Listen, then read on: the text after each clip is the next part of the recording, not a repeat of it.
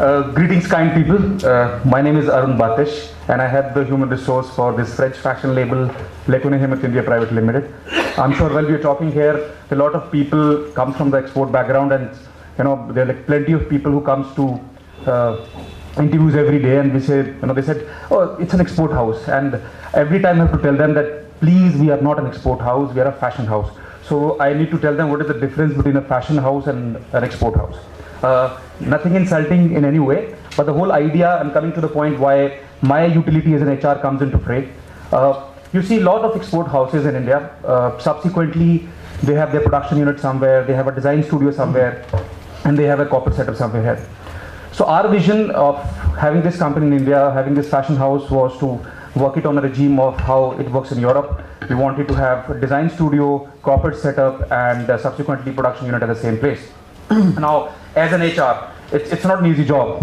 You have to think about first the corporate set people, where you have people from HR, PR, accounts, who thinks that power lies with us.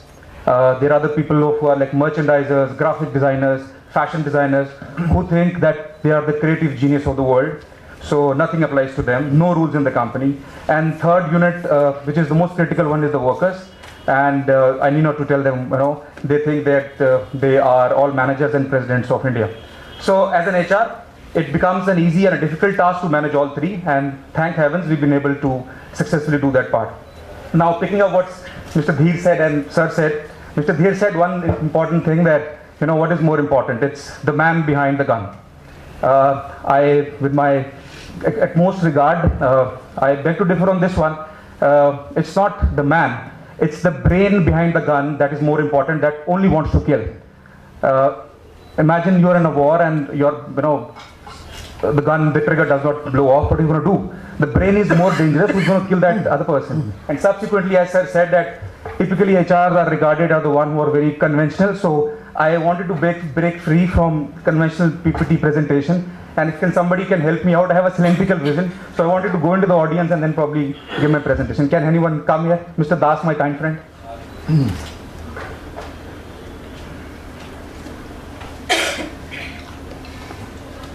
And I've just fooled you by saying I have a cylindrical vision. So the whole idea is to go there. Okay. So HR and CSR best practices, probably we can go to Google and write all those jazzy things. The whole idea is to make it as ugly as possible and as content it could have. So you might find there certain things to be very basic, but the whole idea is that I'm trying to. Okay. So the whole idea is to probably highlight those little things that can help any company to have those typical HR and CSR best practices. So now when we say HR best practices, few people will go to the Google and give you lengthy statements, but if I say that it's simply hiring, firing, and everything in between is HR best practices, I'm sure you will agree with me. I'm sure you would. Okay, so let's come to the introduction part. What exactly when we say HR business practices? When we say HR business practices, leave aside the part HR and practices, but let's talk about people. The best places to work is where your employees, they have trust. They trust the people they work for. They take pride in working for your company. They enjoy what they're doing. They adhere to the rules that have been set by them. There's a competence environment. There's a culture in the company. These are the things that probably contribute to the bigger gamut of things of coming to a point wherein people feel involved in the company. So now obviously when we measure these things, there's a three interconnected relationship that probably gives you a but probably a prima facie idea of how your organization works. One is employees and management relationship that they have, then employees and their jobs. Imagine a situation that you have an employee and he does not like your job, so what's going to happen? God save you. Then you have employees with other employees. There are times probably in my team member, one will say, okay, this colleague of mine will do the things, but they actually love to hate each other. So that's not the point. The whole thing is that these are the three parameters. Then if anybody can measure these things, I'm sure you are taking a step ahead and you're going to the next level of making an environment where things are quite easy for you. Now, human resource again. Human resource. What exactly is human resource? people will again say human resources this, human resources that. I'm sure you would have your own versions, I would have my own version. But if we say that one of the most it deals with one of the most important factor of any company. I mean, like, important factor is what? Your resources. You know, it's, as I say it, it's nothing but it's managing your resources. It can be anyone, any part of the company. It's not only the people. It can be anywhere, the resource of the company. And if you can't manage it, I'm sure that's not a proper definition of being an HR. So again, we have to sum it off. Let's start with the beginning. It deals with selecting, placing, training, appraising, motivating, communicating, compensating. Everybody knows what they are, so I need not to tell you that. Okay, now hiring practices. I'll just touch them brief, and you know how you can have these practices, and if you have these small checks, you know, it can just give a little thrust to have your employees motivated and give you a environment of having a little bit of good HR practices, if not their 100% HR best practices. Typical things like the applicant tracking is crucial. How do you define an applicant?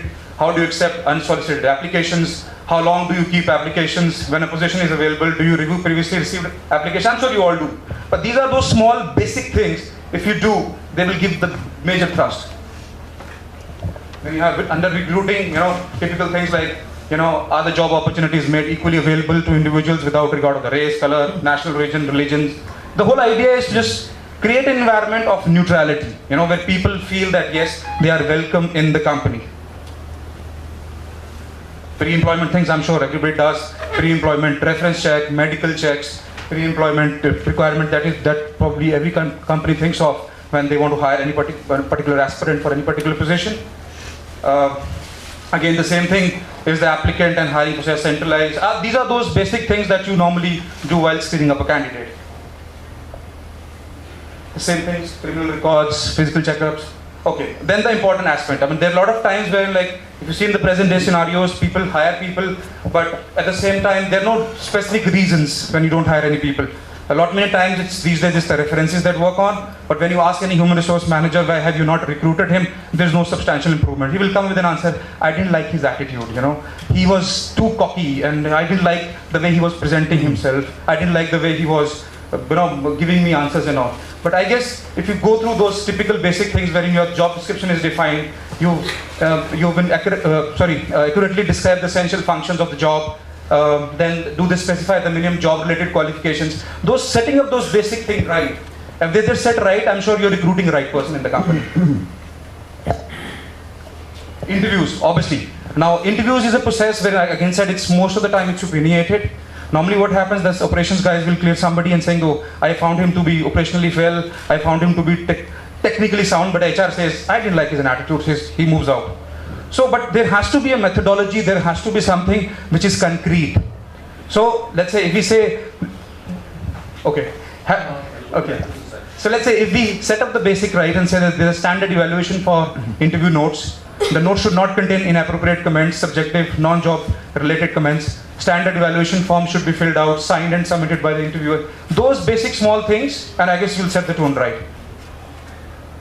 Again, the same thing, have you provided training and guidance to the individual conducting interviews? This is a major problem. This is a major problem.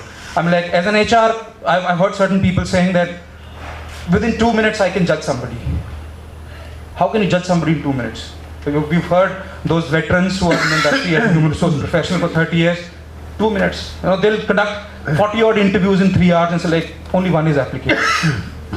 Beyond me, how? I mean, were you there in his brain, you know?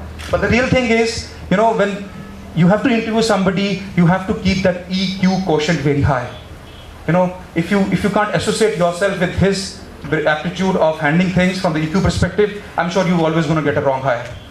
Things like, then, that's okay, you can go to the next slide.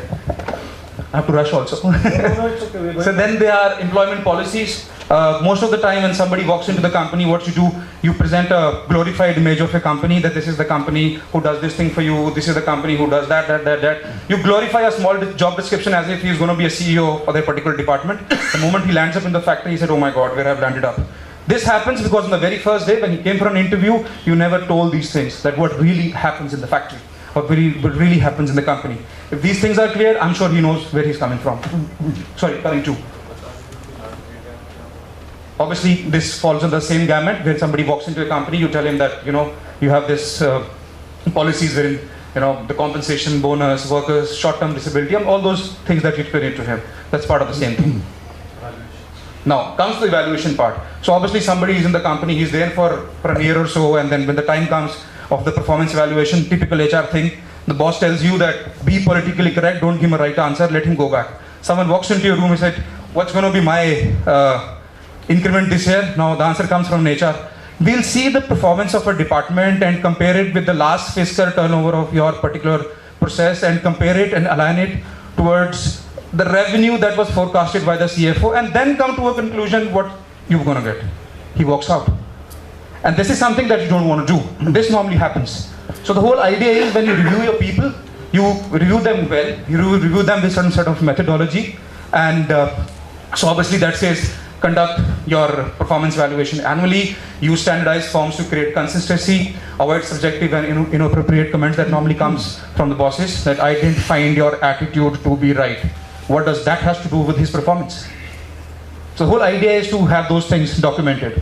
Obviously, when the review performance evaluations, to ensure they are completely fully supported by documentation based on the job related factors, include positive and negative assessments, contain no inappropriate comments. Obviously, the most important part is the discipline, and if you design your policies based on the consistency, uniformity, fairness and documentation, I'm sure things are pretty easy for you. Discipline. So I guess we've said about the discipline part, it covers the entire gamut of things. This is just a textbook things to cover up. Now, employee separation. This is again a most important part, that when somebody comes in and when he leaves, when somebody leaves, you really don't care. The whole idea is do his fill and final and let him go, nothing else. So the idea is that if somebody is leaving, you need to find out the real reason why he's leaving, because that might help you to retain the other people who might leave for the same reasons. I've heard that people have those exit interview forms and they make sure they write those exit interview forms, but what you do as an HR, you'll see the exit interview form, you'll sign it and dump it off, because what would happen, that exit interview form might turn fatal as an HR because of some particular reason he walked out. So you don't want to lose your job. So the whole idea is that, if somebody is terminating, getting laid off, or probably is leaving the company voluntarily, then you need to take care of these things. And question yourself, have you created a procedure to conduct a thorough investigation before terminating an employee? If the termination decision is based on a witness statement, have you documented the witness statements? Does the employee work record and personal file support the decision to terminate? I'm sure typical textbook things you all guys know. Now, other one is, in our industry, a lot of involuntary reductions happen. Boss comes and says like, this quarter I want you to lay off 100 people. His answer is very simple, he will not even care. So the thing is like, you need to be a little tricky when you're signing up certain papers with them. So during the initial stages, have you reserved the right pursuant to the written policies disseminated to employees to terminate employees for no cause, so that you are safe in the longer run? Have you drafted written guidelines for managers and supervisors detailing the layoff process and setting forth the criteria to be used? I mean, the whole idea is that you need to protect your company also. That one fine day, if such decisions are taken, I'm sure things are easy. And again, as I said, I'm repeating myself. If all these things are under control, documented, everything is fine. So you can say, these are the best HR practices that we probably inculcate in our company. Personal files, where do you keep those files? Are those documented? At the same time, the personal records of employees. These are the things that help you out in hiring, firing, retaining your people. So you can just move ahead. Personal files. Yes, please, can go ahead. Okay. Now, when we say as an HR, we are the front face of the company. Someone walks in for an interview for the very first time. He sees your premises of a factory, but the first interaction for him is the HR, and he forms an opinion about how the company is based on, his first interaction with the human resource manager. So as an HR, it lies a big responsibility on us that, if you see the HR is a potential first impression for any employee, you need to put in writing and set up expectations up front. You need to have a screen for culture fit. You need to understand the motivation, and which is a little tricky. You go high tech or you go home. Simple. At the same time, from the holistic view, I'm not going into details that what we do here, but if you can create an environment where there's a talent community in your company, if you're consistent with what you do in the company, You keep an eye out of who you want to hire and who you want to don't hire. If you're personally involved and if you're transparent in your approach, I'm sure things are quite easy for you. I'll take little pride in what we do.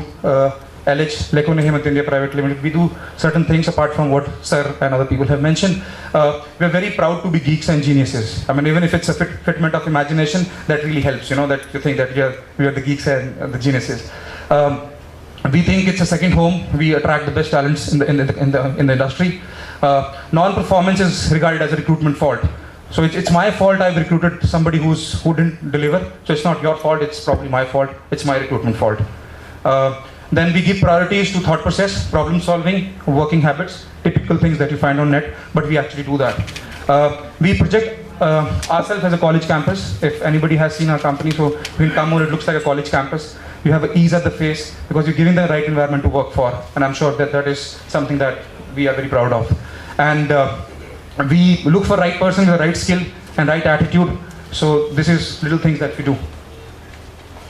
Now comes the corporate social responsibilities. So now this time, typically I have to read this for you from the Google. It says, refers to good corporate administration, managing in an ethical and a substantial way, and carrying out a set of voluntary commitment in order to manage their impact in social, environment, and economical field, and to obtain maximum benefits of the whole society. I'm sure you might be scratching your head, so I'll just make it very simplified for you. Okay. Corporate social responsibility is the process by which business negotiates their role in society. I'm sure you'll agree with this. The second one is, in the business world, ethics is a study of morally appropriate behaviors and decisions, examining what should be done. Although two are linked in the most firm CSR activities, and trust me, there is no ethical guarantee still, you know, having an ethical behavior. So it's kind of supplying for us. Then what is CSR? Again, the simplifying version.